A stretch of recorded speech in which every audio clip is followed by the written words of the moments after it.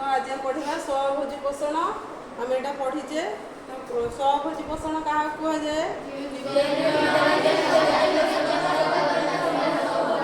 जो जीवा माने निज खाद्य निजे प्रस्तुत करि कौन कहे स्व माने होची निजे स्व माने होची निजे भोजी माने भोजन करबा कौन खाद्य खाइबा बा भोजन करे जी निज खाद्य निजे प्रस्तुत करि थाए ताहा से मानू कौन कह जाए स्वभोजी कहते ऑटोट्रॉफ कौन कहते और स्वभोजी पोषण को कहते ऑटोट्रॉफिक न्यूट्रिशन कौन कहते आमर पत्र रे कौन थाए पत्र रे पत्रहरी थाए सेति लगी आमर कौन पत्र होची उद्भिदर रोषेई घर कौन उद्भिदर रोषेई घर एवं पत्र भितर थाए क्लोरोफिल बा पत्र हरी ताहा माध्यम उद्भिद द्वारा खाद्य प्रस्तुत करिथाए एवं तार नाम होची कौन शर्करा जातीय कौन ग्लूकोज कौन ग्लूकोज रो संकेत कौन वेरी गुड C6H12O6 पिले सबुज उद्भिद को छाड़ी की हमर आउडर होची गोटे नीलहरी शैवाल कौन नीलहरी शैवाल आमे देखो जी सायनो बैक्टीरिया कौन नीलहरी शैवाल बा सायनो बैक्टीरिया हेउछंती कौन स्वभोजी कौन स्वभोजी एही समस्त जीव सूर्यर आलोक को उपयोग करी बा आलोक श्लेषण माध्यम रे अंगारकाम्ल और जलर संयोग घटाई शर्करा जातीय खाद्य तैयारी करथांती आमे जानिछु जे आलोक श्लेषण रो तार कौन रहउची उदाहरण तार एग्जांपल कौन रहउची समीकरणटा 6CO2 + 12H2O give rise to कौन ग्लूकोज C6H12O6 आ कौन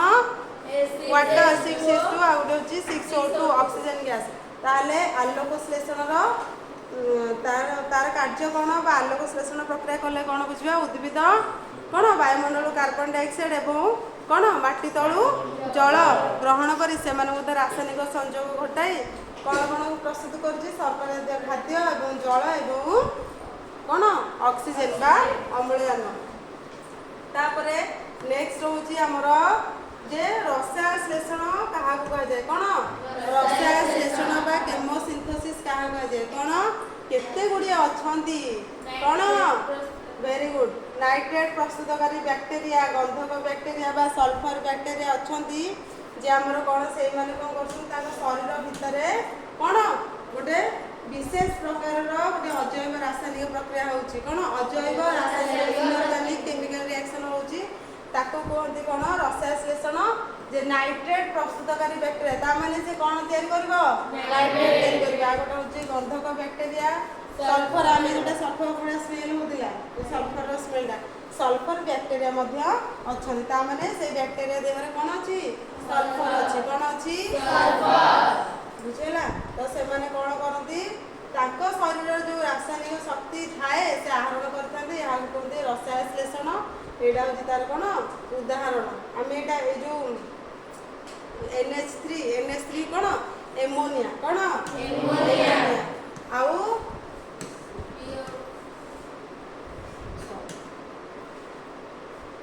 NH3 होची एमोनिया आउ O2 ऑक्सीजन ताले एमोनिया एवं ऑक्सीजन मधरे रासायनिक संयोग घटी तार शरीर भितर नाइट्रिक ऑक्साइड आ कोन करूची एनर्जी वाटर आ एनर्जी तयार करची नाइट्रेट तयार करची बुझेला तापर एटा होची कोन H2S कोन एटा H2S कोन H2S हाइड्रोजन सल्फाइड ताकू सल्फर बैक्टीरिया माध्यम रे कोन होची वाटर होची सल्फर होची आउ एनर्जी होची बुझला तापर नेक्स्ट होची परभोजी पोषण कोन परभोजी पोषण पर माने कोन जे निजर निजे पर भोजी माने कोन खाद्य जे निजर खाद्य निजे प्रस्तुत करि पारी अन्य प्राणी पर निर्भर करबी ता कोती परभोजी पोषण ताकती हेटेरोट्रॉफिक न्यूट्रिशन कौन कहती हेटेरोट्रॉफिक न्यूट्रिशन कौन एग्जांपल आमे माने समस्ते परभोजी रे जाउने समस्त प्राणी मल्ला गोटे उद्भिद निर्बल उद्भिद राफ्लेसिया में देखि दबा संगे संगे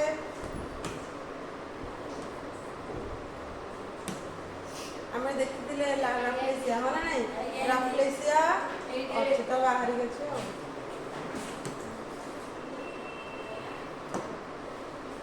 ଦେଖ ଏଇଟା ହଉଛି କଣ ରାଫ୍ଲେସିଆ ଆର୍ନୋଲ୍ଡି କଣ ଆର୍ନୋଲ୍ଡି ହେଲା ତା ଗୋଟେ ଦିନୋସର ସ୍ପିସିସ୍ यार width ହଉଛି 3.3 feet କେତେ 3.3 feet ଦେଖ କେଡେ ବଡ ହଉଛି ଫୁଲଟା the largest flower କଣ the largest flower ଠାରୁ ବଡ ଫୁଲକୁ ରାଫ୍ଲେସିଆ କୁହନ୍ତି ଇଏ ହଉଛି କଣ ପରଭୋଜି ର ଅନ୍ତର୍ଗତ ପରଭୋଜିର ଉଦାହରଣ ହଁ ନା ନାହିଁ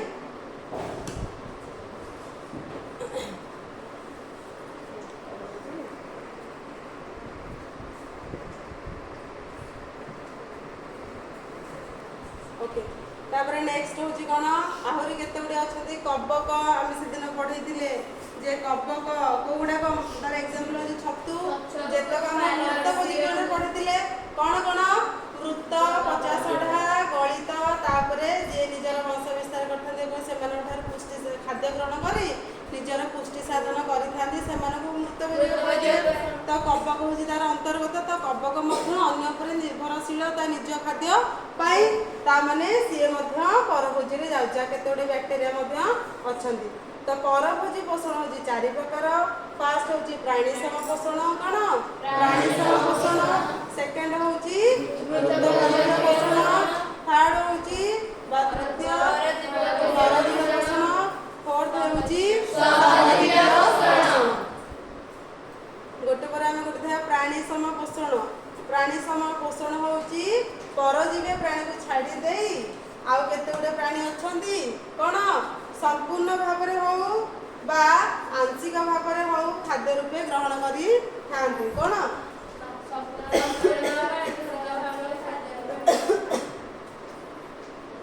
गोटिए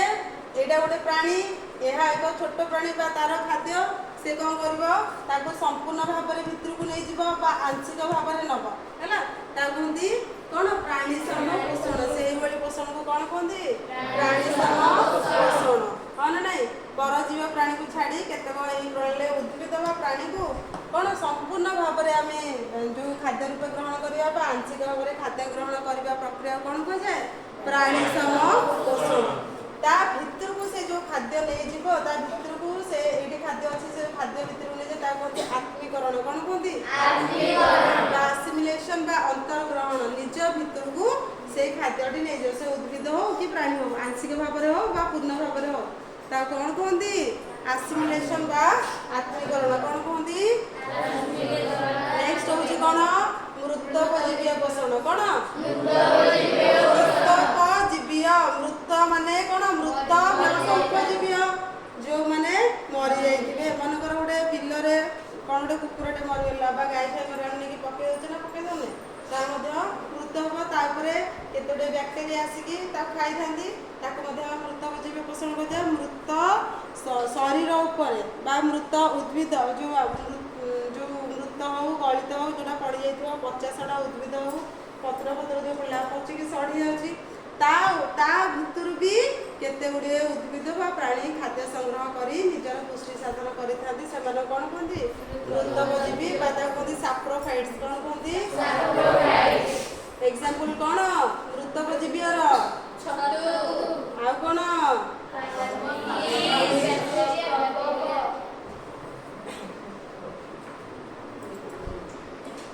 कबक आमे जोटा पढिले आमे जोटा नॉर्मली छतु खाजे ता छडा बाली ऊपर केते छतु था बाली छतु जो काठ ऊपर केते छतु काठ छतु गोबर छतु खाउछ कि खाउने आमे ता माने गोबर छतु होला काठ छतु होला समस्त कहार उदाहरण कबक आ कोन उदाहरण सब कबकर उदाहरण होची कोन नडिया नडियाटा को हम जति भांगी की रखि दबा 4-5 दिन फिंपी मारी जीव कला कला फिंपी हो जीव पाउडर पर ग्रीन कलर सब सबुज कलर हो जाए फिंपी तो से माने होचदी कोन कबक तो से माने कोथरे जे मृतोपजीवीय पोषण रे जीवे कोथरे जीवे मृतोपजीवीय पोषण आ केते गुडे बैक्टेरिया अछंदी से माने मध्य जेदि हमें कहली मनकर के गुडे मरीगला कुकुर फुकुर कि जहाँ भी हेले बुझेगा कुकुर बिलुआ है गाई है आम सब नहीं पकई दे बिलर बैक्टेरिया माने सब ना बैक्टेरिया माने सब से खाद्य ग्रहण करेंगे पिले शाकुना खाई देखिଛ ना देखिन तापर नेक्स्ट होची कोन परजीवी पोषण होची कोन शरीर भितर जीव माने केते जीव अच्छे शरीर भितर रहे ना बाहर रहे से खाद्य ग्रहण करी खाद्य ग्रहण कर निजर पुष्टि साधन करी आमर परजीवी पोषण दी प्रकार अच्छे गोटे हूँ बाह्य परजीवी आ गोटे हूँ कौन अंतर परजीवी बाह्य परजीवी हूँ कौन शरीर उपरे रमती आमर कौन टिंक है उंकुणी है आम मुंड उपर रहे कौन उंकुणी टिंक जो गाई फाई से कान टिंक माने रहे कि कौन आम शरीर मुंडर रक्त शोषण करी खाद्य मेटाई था चाहिदा पूर्ण करते बाह्य परजीवी कौन कहते आम कहते एक्टोपारासाइट कौन कहते आउ केते गुटे अच्छा आमर शरीर भितर रुहति जमी प्लास्मोडियम कौन प्लास्मोडियम आम शरीर भितर मशा मान द्वारा गोड़े सब लगिक आमर शरीर इंजेक्ट कर सब हाँ ना नहीं सब कामुड़ती कि नहीं तो कौन तो कहते माई एनोफिलिस कौन आम फिमेल एनोफिलिस कहचे मेल एनोफिलिस रे हम ना झील वाला मशा कामुड़े झील वाला एनोफिलिस मशा कामुड़े गोड़े सब आसती प्लास्मोडियम आदि प्राणी आसती से आम शरीर में कौन वंश विस्तार करते प्लास्मोडियम तो से भाया आम जी रही परजीवी कहते अंत परजीवी कौन आम शरीर भितर रही आम शरीर खाद्य नहीं से पुष्टि साधन करमर पचे जहाँ क्षति हो अलग कथा किंतु से निजर पुष्टि साधन बा निजे चली था निजे खाई से कहते अंत परजीवी एंडो पारासाइट कौन कहते एंडो पारासाइट कौन कहते बुझिपार समस्ते समस्ते बुझिपार देख भोजजातार आश्रय रे अनिष्ट करेंगे बुझीगला कौन एग्जांपल जो आमर केते परजी मलांग निर्मूल राफ्लेसिया प्लास्मोडियम उंकुणी जोक केत कृमि है तो केत भोजजातार शरीर भितर अंत परजीवी भाव रुहति जमी प्लास्मोडियम कहली अंत परजीवी बाधा कहते एंडोपारासाइट कौन कहते आउ केते गुड़े शरीर बाहर कहते बाह्य परजीवी उंकुणी टिंक कहते बाह्य परजीवी तापर नेक्स्ट होची सहजीवी पोषण कौन सहजीवी पोषण क्या कहते सांगसाथी होगी परस्पर को साहाय्य करेंगे कार क्षति करेंगे ना कि परजीवी माने क्षति करते परजीवी जो जिते रही परजीवी बाह्य परजीवी कहते अंत परजीवी से जहाँ शरीर रे भोजयातार को अनिष्टतार करते क्षति करते किंतु जो आमर सहजीवी पोषण सिम्बायोटिक न्यूट्रिशन दुईटी भिन्न जाति रही थे कौन भिन्न जातिर प्राणी हूँ उद्भिद प्राणी हूँ प्राणी अणुजीव हूँ उद्भिद अणुजीव हूँ से सब एकाठी रही था जड़े खाद्य दब जड़े बासस्थल दब एम परस्पर को साहाय्य कर परस्पर आदान प्रदान से रही जाती से कहते सहजीविता कौन एकाठी बास करुवा भिन्न भिन्न प्राणी हूँ उद्भिद कहते सहजीविता कहते सिम्बायोसिस कौन कहते सिम्बायोसिस से कई कार क्षति करती कि क्षति करती ना उदाहरण हूँ आम अंतरनल कौन रोचे कोलाई कौन रोचे कोलाई बा एस्चेरेचिया कोलाई बुझेगा एस्चेरेचिया आम अंतरनल रही आमको कौन कौन जोगाऊँ से कौन मन नहीं विटामिन बा सायनोकोबालामिन कौन आमठू खाद्य नौ से हाँ ना नहीं आमठू से खाद्य नौ किंतु आमको दौर कौन विटामिन B12 प्रस्तुत कर आम शरीर को जोगाई थे आ गोटे मुझे जबक्षारजन विबंधन बा नाइट्रोजन फिक्सेशन जितक सिंह जातीय उद्भिद चेर भितर रे कौन चेर भितर रे वेरी गुड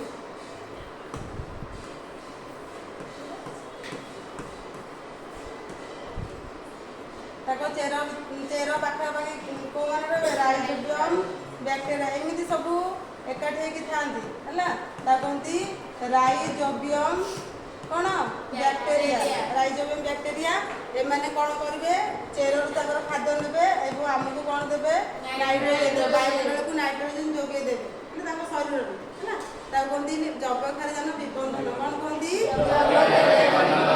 ଯବକ୍ଷାରଜାନ ବିବନ୍ଧନ ପ୍ରକ୍ରିୟାରେ ସେମାନେ କ'ଣ କରନ୍ତି ଉଦ୍ଭିଦ ଆମ ବାୟୁମଣ୍ଡଳକୁ ନାଇଟ୍ରୋଜେନ ଦେଇଥାନ୍ତି ବା ଯବକ୍ଷାରଜାନ ଦେଇଥାନ୍ତି ଏଇଭଳି ତାକୁ କୁହନ୍ତି ସହଜୀବିତା କ'ଣ କୁହନ୍ତି ତାପରେ ଆମେ ଏଇଟା ଜାଣିଛୁ ଖାଦ୍ୟର ଅଭ୍ୟାସକୁ ଆମର ଆଧାର କରି 3 ପ୍ରକାର ପ୍ରାଣୀ କ'ଣ କ'ଣ ଶାକାହାରୀ ମାଂସାହାରୀ ସର୍ବହାରୀ ଶାକାହାରୀ କାହାକୁ କୁହନ୍ତି କମ୍ପ୍ଲିଟଲି ବା ସମ୍ପୂର୍ଣ୍ଣ ଭାବରେ ଉଦ୍ଭିଦଜାତ ଖାଦ୍ୟ ଆମ ଭିତରୁ କେହି ଶାକାହାରୀ ଆମେ ନାହୁଁ ଅଛୁ ଆମେ ସବୁ ଖାଉଛୁ ତ ଶାକାହାରୀ ବା ଆମେ ଯୋଉଟା ନର୍ମାଲି କହୁଛେ ହର୍ବିଭୋର କ'ଣ କହୁଛେ ହେଲା ତ ଆମେ କହୁଛେ ଭେଜିଟେରିଆନ ଯୋଉଟା କହୁଛେ ମାନେ ନାଇଁ ତାପରେ ହଉଛି ମାଂସାହାରୀ ବା କାର୍ନିଭୋର କୁହନ୍ତି କାରଣ କାର୍ନିଭୋର ଔଷଧି ଯେଉଁ ଅନ୍ୟ ପ୍ରାଣୀ ବା ପ୍ରାଣୀଜ ପଦାର୍ଥ ଅନ୍ୟ ପ୍ରାଣୀ ଯେମିତିକି କୁକୁଡ଼ା ମାଂସ ଖିଆ ହେଉଛି ତାପରେ ଛେଳି ମାଂସ ଖିଆଯାଉଛି ପ୍ରାଣୀଜ ପଦାର୍ଥ ମାନେ ଅଣ୍ଡା ତାଙ୍କର ଜାତ ହେଲା ତାକୁ କୁହାଯାଉଛି ମାଂସାହାରୀ ତାହେଲେ ପ୍ରାଣୀଜ ମାନେ ଗାଈ ଯେଉଁ କ୍ଷୀର ହେଉଛି ପ୍ରାଣୀଜ ନା ସେଟା ଉଦ୍ଭିଦରେ ଯାଉଛି ଉଦ୍ଭିଦରେ ଯାଉନି ତାମାନେ ପ୍ରାଣୀଜ ପଦାର୍ଥ ପ୍ରାଣୀରୁ ଜାତ ତାମାନେ ଆମେ ଭେଜିଟେରିଆନ କହିପାରିବା କି ଯେ କ୍ଷୀର ଖାଉଛି ସେ ମଧ୍ୟ ମାଂସାହାରୀ ହଁ ନା ନାଇଁ ପ୍ରାଣୀଜ ପଦାର୍ଥ ପ୍ରାଣୀରୁ ଜାତ ତା ଦେହରୁ ତ ବାହାରୁଛି ନା ତ ସେଇଟା କ'ଣ କାଲି ବୁଝିକି ଆସି ମତେ କହିବ କ'ଣ ହବ ସର୍ବାହାରୀ ହଉଛି କ'ଣ ଯେ ସବୁ ପ୍ରକାର ଭକ୍ଷଣ କରୁଛି ଆମେ ମାନେ ହେଉଛି ଓମନିଭୋର କ'ଣ ଓମନିଭୋର ଆଲୋକ ଶ୍ଳେଷଣ ପ୍ରକ୍ରିୟା କାହାକୁ କୁହନ୍ତି ଆମେ ନେକ୍ସଟ ପଢିବା ଆଲୋକ ଶ୍ଳେଷଣ ପ୍ରକ୍ରିୟା କାହାକୁ କୁହନ୍ତି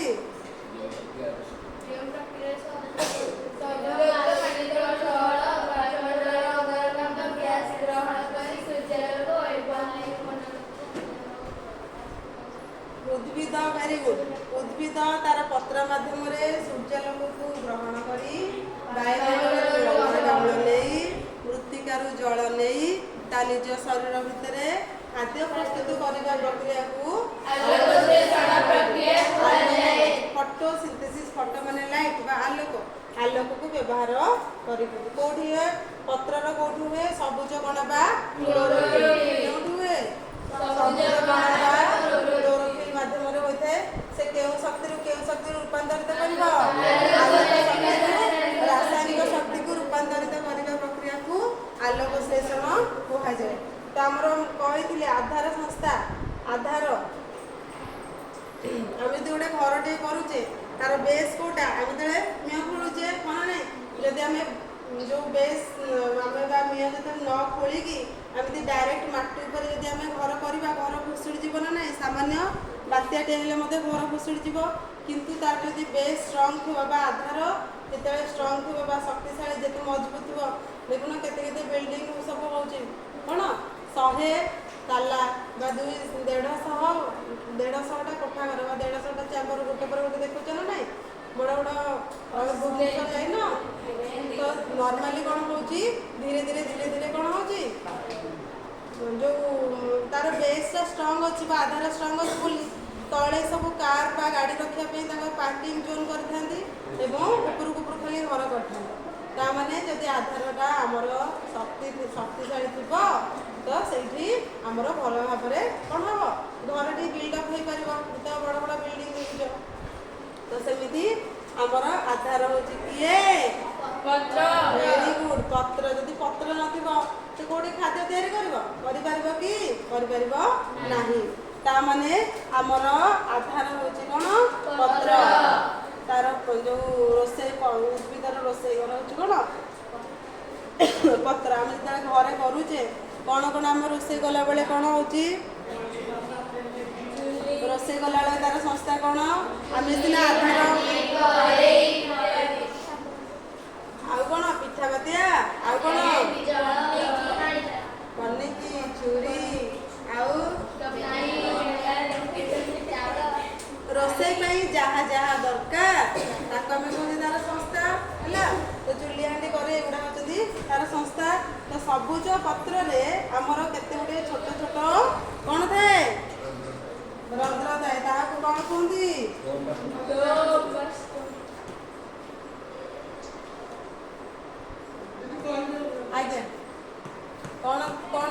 କୁହନ୍ତି?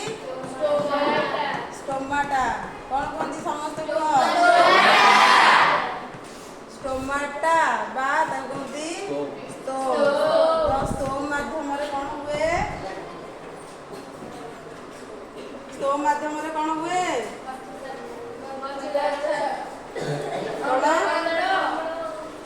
Very good. ଷ୍ଟୋମ୍ ମାଧ୍ୟମ ଦେଇ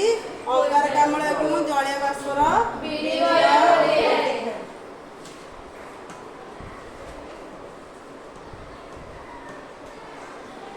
ଷ୍ଟୋମ୍ ମଧ୍ୟ ଦେଇ ପରିବେଶ ଓ ପତ୍ର ମାଧ୍ୟମରେ ଅଙ୍ଗାରକାମ୍ଳ ଜଳୀୟ ବାଷ୍ପର ବିନିମୟ